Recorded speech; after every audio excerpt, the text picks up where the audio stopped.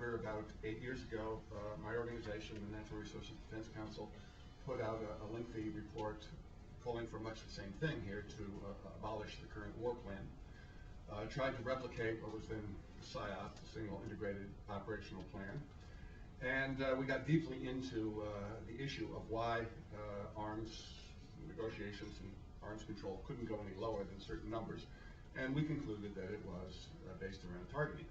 And we still believe that now, and I think this report is a kind of follow-up and offers more of an opportunity today to get beyond where we were 8 years ago. You can already see some pushback here, that these issues are sort of around here. General Chilton, the head of Strategic Command, in what some might even consider insubordination, took issue with President Obama's characterization of U.S. nuclear weapons being on air trigger alert, and said, interestingly enough, the alert posture that we are on today are appropriate, given our strategy and guidance and policy.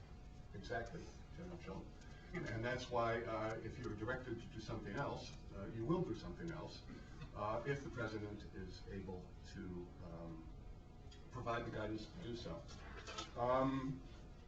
Now, we've been in a counterforce paradigm, if you will, since I think about 1962, when Secretary McNamara issued a famous speech at the University of Michigan, transferring from what's traditionally called counter-value to counterforce. And we've been on the counterforce train ever since.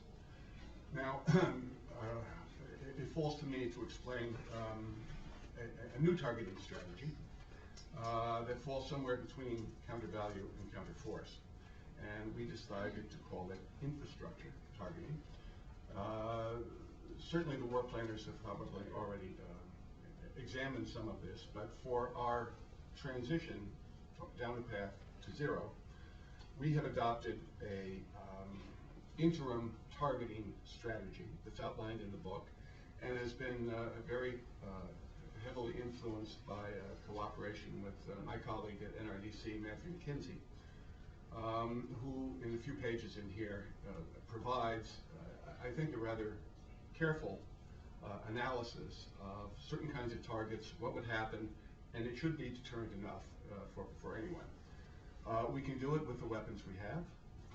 We don't need new weapons. We can alter their characteristics in ways by inerting the secondaries and turning down the yields to the low single digits, probably 3 kilotons or 5 kilotons, and provide enough damage to anyone unwise enough to attack the United States with nuclear weapons, to basically put out the lights and go after the infrastructure that makes up modern societies. So I think I'll stop there, and you can read about that in our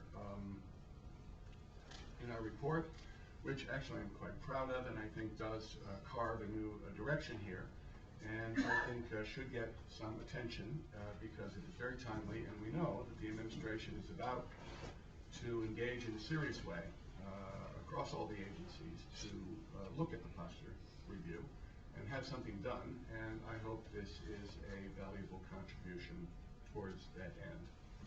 So why don't we, at this point, take your questions.